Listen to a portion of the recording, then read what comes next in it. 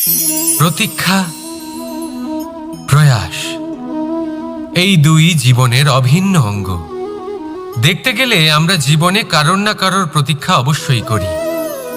সে কোনো ব্যক্তি হোক বা সময় হোক বা কোনো ভাবনা, সব কিছুই হতে পারে। আর দেখতে গেলে সব সময় কেউ না কেউ কিছু প্রয়াসও করে চলেছে। যেমন সাফল্য আসার প্রতীক্ষা, বিফলতা যাতে না আসে তার জন্য প্রয়াস, সুখ আসার প্রতীক্ষা, দুঃখ যাতে না আসে তার জন্য প্রয়াস। এবার প্রতীক্ষা আর প্রয়াসের মধ্যে এক ঘনিষ্ঠ সম্পর্ক রয়েছে, আর তা হল যিনি প্রতীক্ষা করেন তিনি ঠিক তাই পান যা একজন প্রয়াস করা ব্যক্তি পেছনে ফেলে আসে। তাই প্রতীক্ষা নয়, প্রয়াস করুন। এই প্রয়াসের মধ্যেই সুখের চাবিকাঠি রয়েছে। রাধা রাধা। সূর্যের তাপ এতটাই প্রখর হয় তা সমস্ত বনস্পতিকে শুষ্ক করে দেয়। পুকুর হোক, নদী হোক, সরোবর হোক, সমস্ত শুষ্ক হয়ে যায়। কিন্তু আপনি কখনো শুনেছেন সূর্যের তাপে সমুদ্র শুকিয়ে গেছে? এমন কখনোই হয় না। আর এর পিছনেই লুকিয়ে রয়েছে এক অমূল্য জীবনের শিক্ষা। সমুদ্রের মতো নিজেকে ধৈর্যশীল করে তুললে, নিজেকে সংযমী করে তুললে সূর্যের তাপ আপনার কোনো ক্ষতি করতে পারবে না।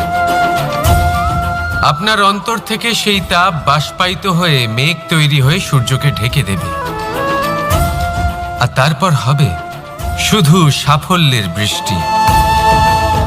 তাহলে আসুন আর আমার সাথে ধৈর্যের সাথে বলুন, রাধা রাধা। কি হলো, মন খারাপ? জীবনের সমস্যার বিষয়ে ভাবছেন? ভাবছেন যে কেন সমগ্র সংসারের সমস্ত কষ্ট, সমস্ত সমস্যা আমার ঝুলিতেই এসে জড়ো হলো? সবাই এটাই ভাবেন। চলুন, আমি আপনাকে বিচার বিবেচনা করতে বাধ্য করছি। ভাবুন ঝিনুক, ঝিনুকের পেটের ভেতর কাঁকড়ের এই যন্ত্রণা, ঝিনুককে তা কেন ভোগ করতে হয়? বটবৃক্ষের বীজ মাটিতে 7 হাত নিচে অন্ধকারে ঘেরা থাকে কেন?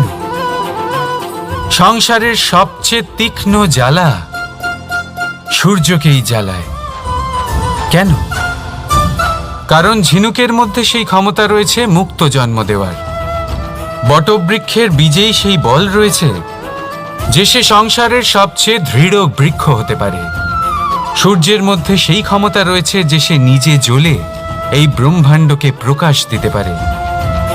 সেই জন্য জীবনে যখনই বিপদ আসবে, সমস্যা আসবে, তখন নিজেকে বোঝান যে প্রকৃতি আপনাকে এই জন্য চয়ন করেছে, কারণ প্রকৃতি এটাই ভাবে যে এই পরিস্থিতিতে সর্বশ্রেষ্ঠ ফলাফল আপনি বের করতে পারবেন। রাধা রাধা। সফলতা, অসফলতা ব্যক্তির জীবনের 2 গুরুত্বপূর্ণ স্তর। প্রত্যেক ব্যক্তি সর্বদা সফল থাকতে পারেন না, প্রত্যেক ব্যক্তি সর্বদা অসফল থাকতে পারেন না। এবার এই 2 যখনই আসে, কিছু দিয়েও যায় আবার কিছু নিয়েও যায়। যখন অসফলতা আসে তখন তা আপনাকে সাহস দেয়, আপনাকে ধৈর্যশীল বানায়, আপনার মনোবল বাড়িয়ে তোলে, কিন্তু আপনার প্রসন্নতা নিয়ে যায়। যখন সফলতা আসে তখন তা আপনাকে প্রসন্নতা দেয়, বিশ্বাস দেয়, বিনম্রতা নিয়ে যায়। এবার অসফল হবার পরে ধৈর্যশীল হওয়া, এই সাহস জাগিয়ে তোলা, তাও বলা যায় সরল। কিন্তু সফল হওয়ার পরে বিনয়ী থাকা সব থেকে কঠিন। কিন্তু ততটাই গুরুত্বপূর্ণ হলো বিনয়ী থাকা। যখনই জীবনে আপনার সাফল্য আসবে, নিজের মনকে সংযত রাখুন, বিনম্রতাকে যেতে দেবেন না। যদি এরকম হয় তাহলে সেই সাফল্য শিশিরের ফোঁটার মতো লুপ্ত হয়ে যাবে। রাধা রাধা। আমরা কর্ম করি, আর সেই কর্ম অনুসারে আমাদের তার ফল প্রাপ্ত হয়। এখন এই কর্ম আরো শ্রেষ্ঠ হতে থাকে, আমরা আরো প্রেরিত হতে থাকি। তার জন্য আমরা বড় বড় জ্ঞানীদের থেকে প্রভাবশালী প্রেরণাদায়ক ব্যক্তির সাথে দেখা করার চেষ্টা করি, দেখা করিও, নিজের কর্মের বিষয়ে বিচার করি, আলোচনা করি, তাই তো? কারণ আমাদের কাজ দেখে তাতে বিশেষ মতামত সামনে থাকা ব্যক্তি দিতে পারে, কিন্তু এই পুরো চক্রতে সংসারের সব থেকে গুরুত্বপূর্ণ ব্যক্তির সাথে কথা বলতে আমরা ভুলেই যাই। আপনি কি জানেন সংসারের সব থেকে গুরুত্বপূর্ণ ব্যক্তি কে? স্বয়ং আপনি। হ্যাঁ, আপনি সে। আপনি জীবিত আছেন, তাই এই সংসার জীবিত আছে। আপনি হলেন আপনার সমস্ত কর্মের কেন্দ্র। তাই এবার থেকে প্রতিদিন একটু সময় নিজের জন্য বের করে নিজের সাথে কথা বলুন, নিজেকে বুঝুন, নিজের কর্মকে বুঝুন। কিছু প্রশ্ন আসবে, কিছুর উত্তর পাবেন, আরো কিছু প্রশ্ন আসবে যার উত্তর আপনি অবশ্যই পাবেন, কিন্তু এটা করবেন অবশ্যই, নয়তো আপনি এই সংসারের সব থেকে গুরুত্বপূর্ণ ব্যক্তির সাথে দেখা করার সুযোগই হারিয়ে ফেলবেন। এবার বলুন, আপনি কি এরকম চাইবেন? রাধা রাধা। ব্যক্তি সাফল্য পাওয়ার জন্য প্রথমে লক্ষ্য স্থির করে, তারপর পরিকল্পনা করে, তারপর পথে চলে, আর সব সময় এই চেষ্টাই করে থাকে যাতে তাতে সবচেয়ে কম বাধা আসে। এই পথে কোথাও কোনো চড়াই না আসে, কোনো উতরাই না আসে, কোনো খাদ না আসে, আর এখানেই সবচেয়ে বড় ভুল করে ফেলে। কিভাবে? ভাবুন, এক সোজা সরল পথ আপনাকে কোথায় নিয়ে যাবে? এক সরল সাধারণ স্থানে। সেখানে তো যে কেউ পৌঁছতে পারে, তাতে বিশেষত্ব কি আছে? ভাবুন, যদি আপনার পথে বাধা থাকে, বিঘ্ন থাকে, বিপত্তি থাকে এবং তার ওপর এক শিখরও থাকে যা আপনার জন্য অপেক্ষা করছে। সাফল্যের সেই শিখর যেখানে কেউ সহজে পৌঁছতে পারে না, যা হলো বিশেষ।